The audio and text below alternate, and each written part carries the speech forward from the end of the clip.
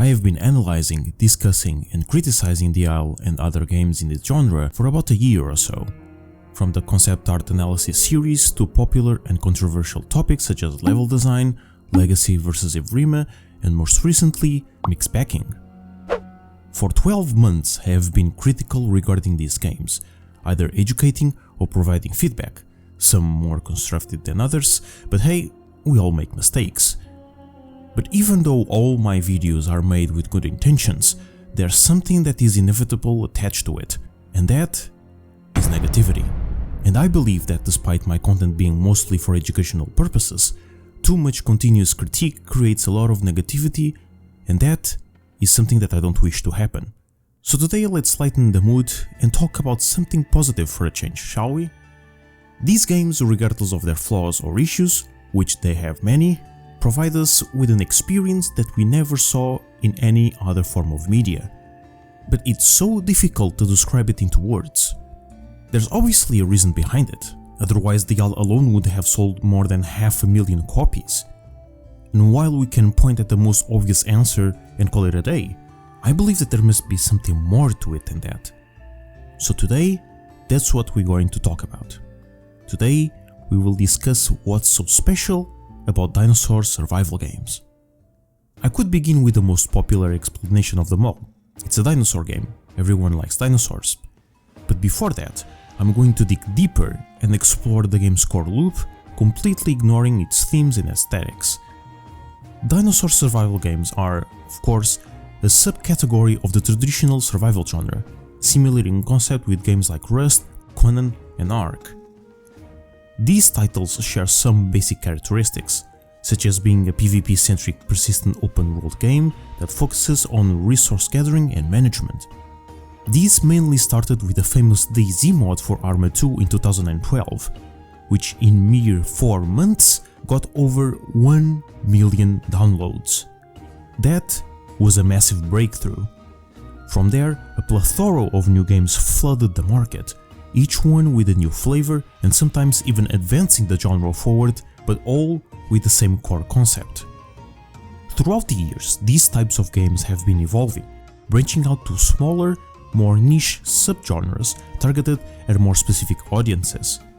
That was the time when the games I previously mentioned emerged, and in December 2015, one in particular was released in early access: The Isle.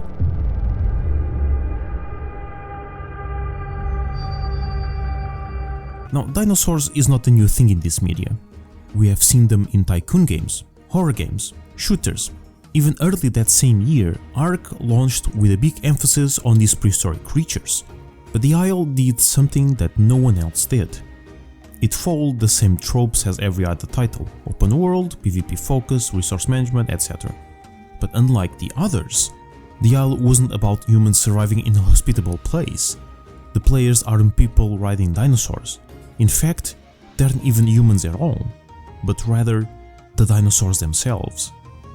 That may seem as a simple model swap and not affect how the game works on a deeper level, but this single change gave birth to an entire new way to play these games. And this is the first aspect that I believe makes this genre so special: low investment. In most titles of this category, there's a big focus on construction and PvP, full loot PvP to be more specific. Gathering resources and building bases takes a lot, and I mean a lot, of time and effort. Hours, days, weeks even.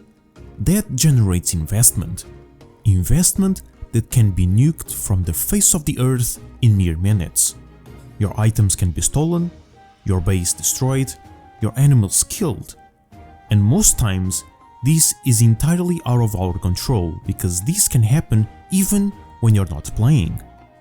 You can spend 10 hours building a pretty house on a Friday, wake up the next day only to see all your work in ruins without even knowing who did it. The vast majority of players finds this beyond frustrating, and after experiencing that 2 or 3 times, they completely give up on the game, or they simply seek for PvE servers. In The Isle, this doesn't happen. You spawn as your dinosaur of choice, you grow, You reach your adult form and that's it. You don't need to worry about external resources or structures because you can't build anything, and all that players must manage is their own health, hunger and thirst. When you log off, there's no stress since characters despawn upon leaving the game. You can play the entire weekend, log off, come back a week later, and your dinosaur is right where and how you left it. Of course, that isn't to say that dying isn't frustrating. If your dino dies for whatever reason, you need to start from scratch and grow it to adulthood all over again, which, depending on the species, it can vary between 2 to 6 hours. That is a lot, but it's no way near the days of work people put into Ark building their bases just to lose it all overnight. Not only you lose the time you spent constructing it, you lose all your resources and in-game progress, forcing you to start from the very beginning in most cases. That would be the same as having to start a new character every time you die in an MMO. Some people love that concept, I'm sure, but the majority of gamers dislike such an hardcore experience. That is why a lot of PvE-based survival games have been getting a lot more popular recently, and that is also why I think, despite also being such a niche PvP title, the Isle became successful. The dinosaur theme attracted many people, but the game itself was what made them stay. Having a much more forgivable punishment upon death contributed for a better experience overall, since players no longer need to stress about external factors besides the well-being of its own character. But while that's important to highlight, there's still another factor that makes these subgenres so unique, and that is immersion. The Isle made very specific decisions throughout its development that really reinforces the sense of immersion while playing. The dinosaurs' animations are grounded and believable, as well as their models, so much so that their Therizinosaurus model, one of the oldest dinos in the game, is so well designed that it became the most beloved iteration of the species in paleomedia. Furthermore, its sound design is incredible. Dinosaurs have distinct melodies that are easily recognizable even at a distance. In addition, the game doesn't have voice chat. Instead, whenever players want to communicate with each other, they have 4 basic calls that they can perform: broadcast, friendliness, aggression, and alert. And while texting, dinos make subtle noises every time a message is sent.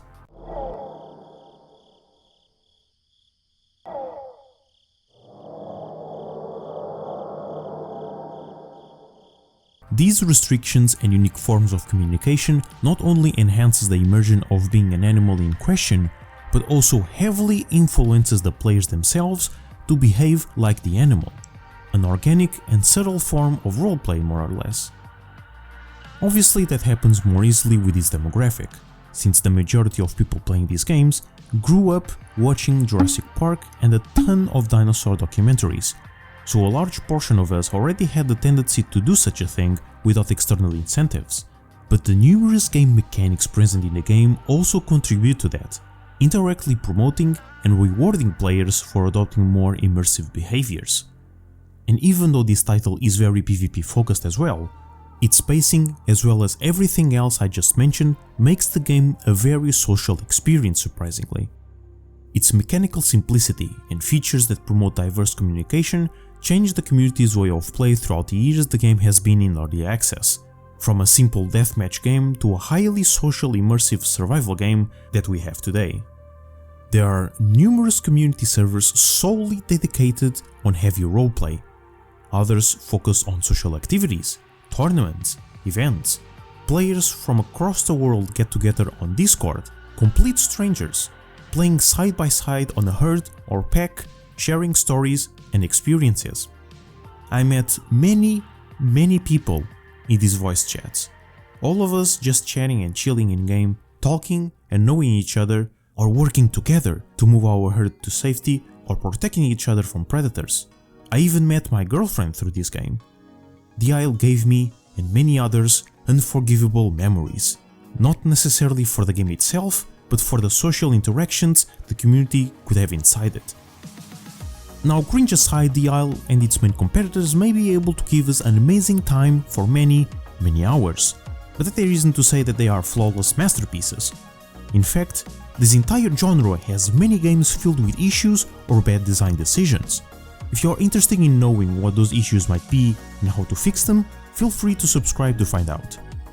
A huge thank you to my Patreon supporters for supporting the channel and the content I create. If you want to join the ranks, the link will be in the description. Don't forget to leave your thoughts and opinions down below, join our Discord server for memes and nerd stuff, and I hope to see you next week.